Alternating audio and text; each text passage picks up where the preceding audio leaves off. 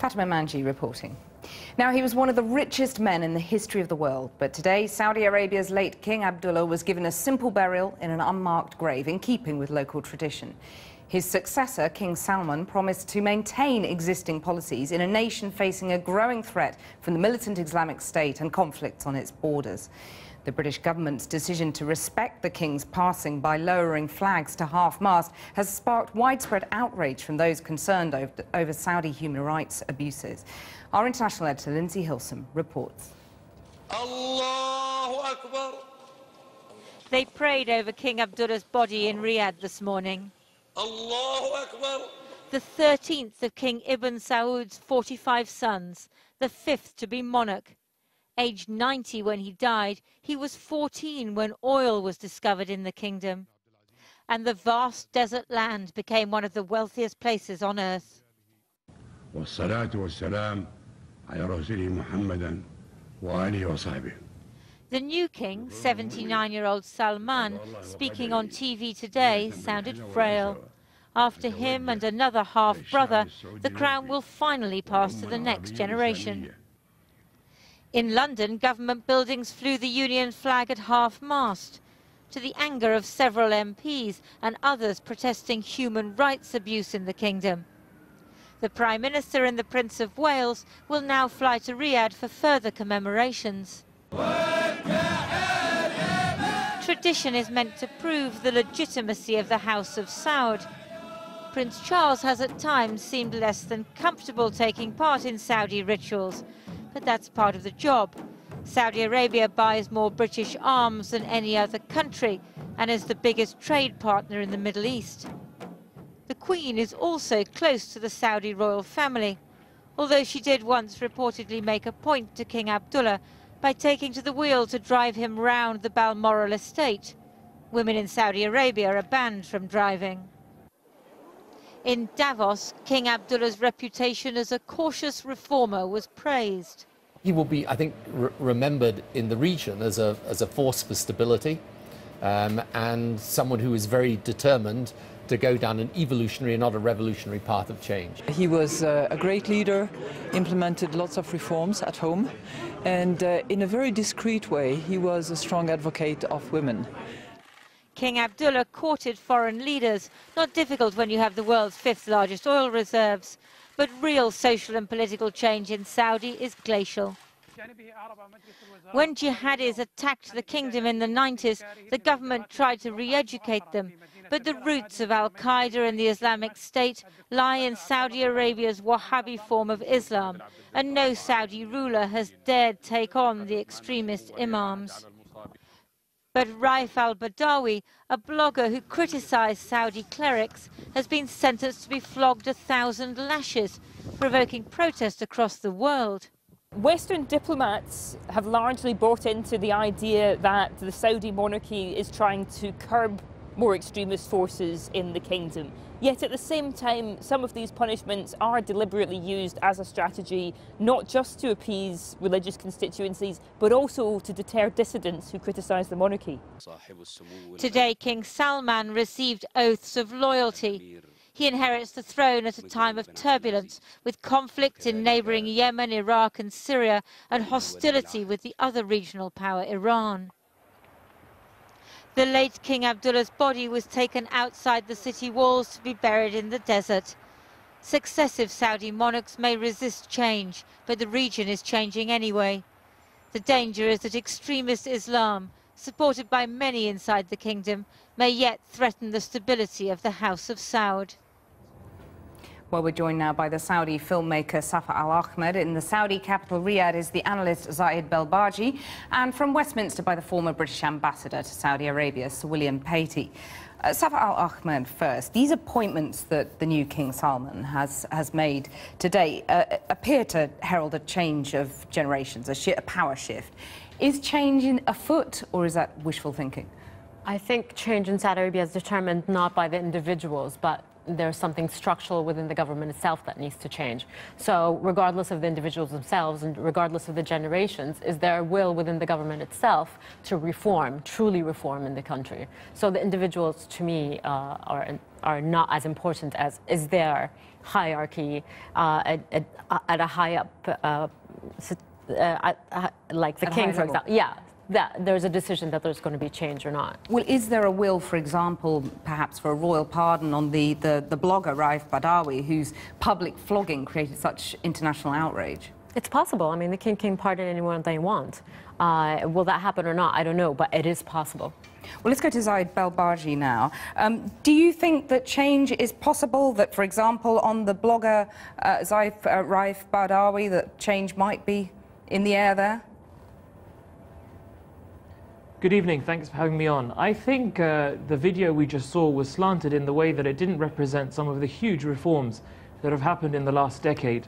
There is no doubt about the fact that Saudi Arabia is in mourning and the country has lost its leader. And I think if we were to rattle through some of the reforms King Abdullah was managed to get over the line, there would be a different case here. Well, you talk about huge reforms, though, but let me just interrupt you there, because 3 days after Raif Badawi was publicly flogged, a woman was dragged through the streets of Mecca and beheaded with a sword. That doesn't sound very reforming.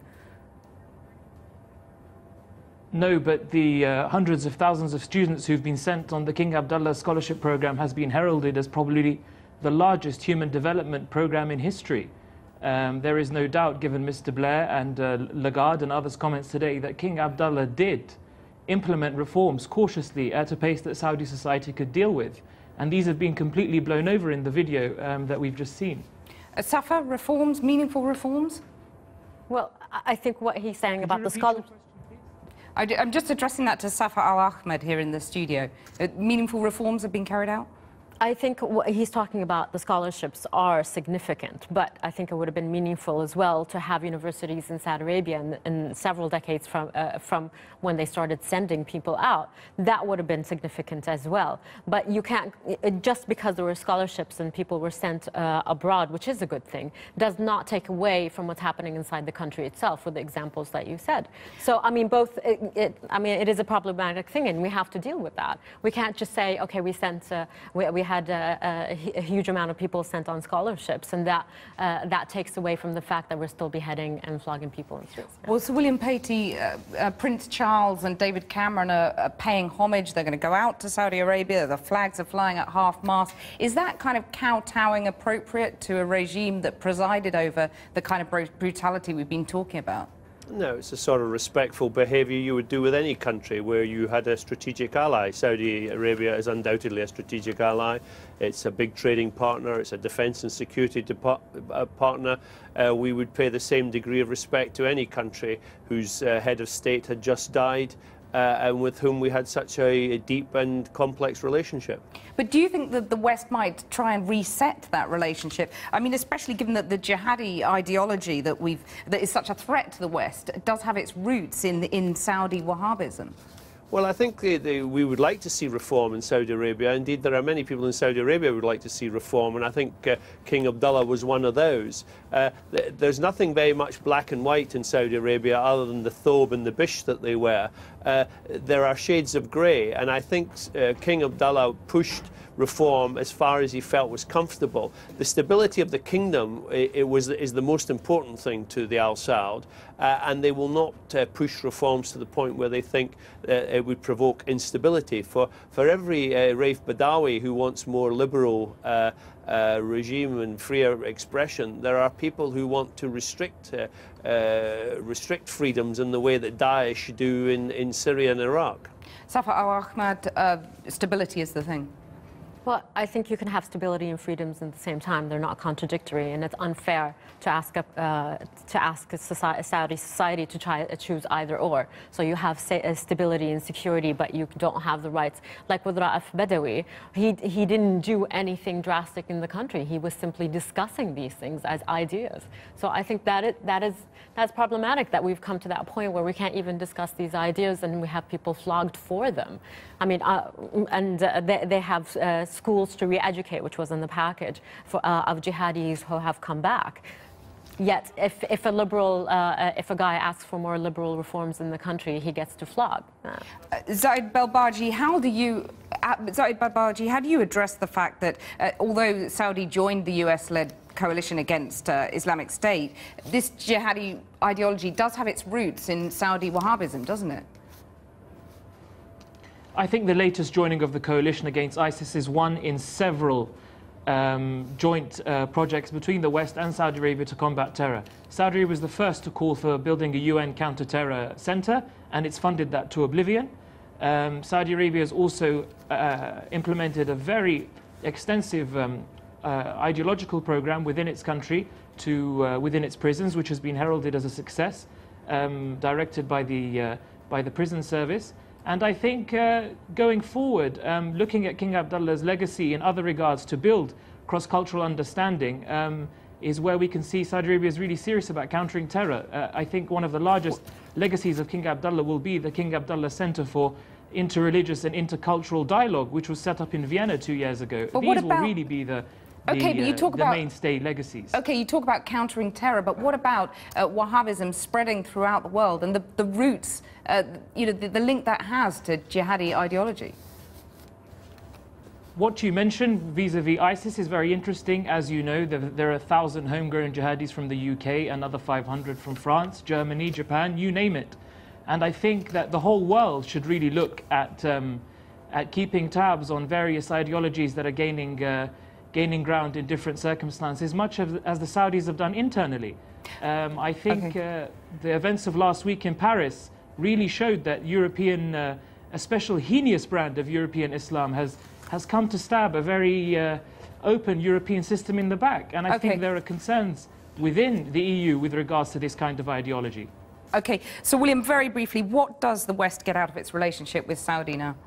Well, Saudi Arabia is in a Middle East that is extremely unstable, and we've seen the spread of unstable regimes. Saudi Arabia provides a rock in which protects the Gulf, and I don't think you have to choose freedom over stability. I think you can have stability. It's about the pace of reform, evolution rather than revolution, and I think that's what King Abdullah represented. Okay, so William Patey, Zaid Belbagi and Safa Al-Ahmed, thank you very much for joining me. Krish. Thanks. Now, are they calling David Cameron's bluff? The broadcasters say that a series of television debates will go ahead in April, whether or not all the party leaders agree to take part. So far, David Cameron has refused to commit. The Greens, though, will now be included, reflecting the fact they've quietly been experiencing